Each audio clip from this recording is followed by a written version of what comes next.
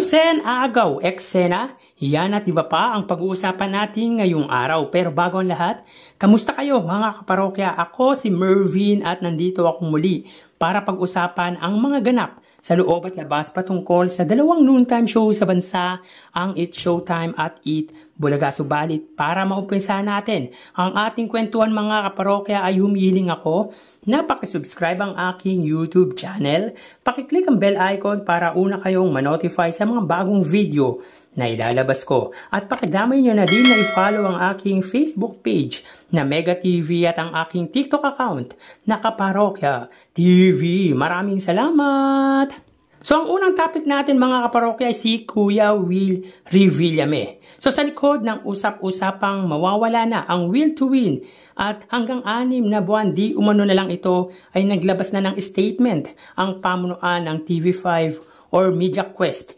hinggil dito. So basahin natin mga kaparokya. Contrary of malicious and false reports, MQuest Ventures and Mr. Willie Revillame long-term partnership remains steadfast, committed to spreading and creating winning moments for Filipinos. Media Quest is thrilled to celebrate the first month of Will to Win of Mr. Willie Revillame through WinQuest production, and we are extend our gratitude to our advertisers and the kapatid community across the country and the world. So yun nga mga parokya, pinabulaanan na ng pamunuan ng TV5 ang co-producer ng Will to Win ang aligasyong mawawala na ang show ni Kuya Willie Revillame sa Kapatid Network. Actually mga parokya, naglabasan ang isyong ito dahil sa sunod-sunod na paninermon or let's say pagkokorek ni Willie Revillame sa mga staff and crew nito. Well mga parokya, at least may backup na yung pagtanggi ni Kuya Will na hindi mawawala ang kanyang show at hindi daw di umano ito papayag na mawala ang kanyang show kahit pa magbenta daw siya ng kanyang ari-arian. Hindi din naman natin masisisi si Kuya Will dahil gusto niyang mapaganda ang kanyang programa. Ganun talaga mga kaparokya, meron at merong hihila pababa kapag umaangat ka. Sa lahat naman siguro ng programa, mapa Showtime, Eat Bulaga or anumang programa ay may hihila at ihila sa iyo kahit gusto mong pagandahin ang show mo. Buti na lang mga kaparokya, hindi sila nagpapa-apekto sa mga negative feedback na natatanggap nila mula sa netizen. Siguro yun din dapat ang i-apply ni Kuya Will para hindi siya ma-stress. Huwag niya na lang pansinin kung ano man yung mga negative feedback or comments ng mga netizens against him para hindi siya ma-stress mga kaparokya. Ang importante naman dyan mga kaparokya ay nakakatulong siya sa mahihirap nating kababayan. Samantala mga kaparokya, Ann Curtis binalandra sa kanyang official Facebook account ang mga suot na Louis Vuitton brand.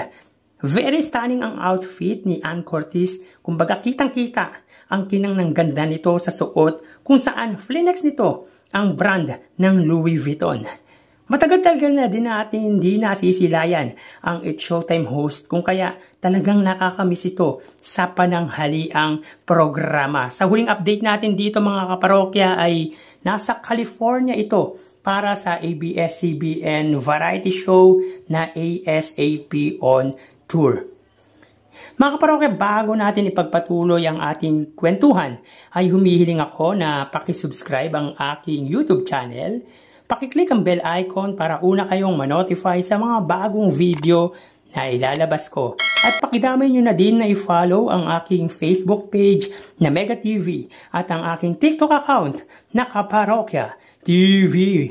At bago ko kalimutan mga kaparokya, isinashoutout ko lahat ng supporters, followers at viewers ng Eat Showtime, ganun din ng Eat Bulaga. At big shout out sa mga solid viewers ko sa aking YouTube. Maraming salamat po at na-appreciate ko po kayo mga kaparokya.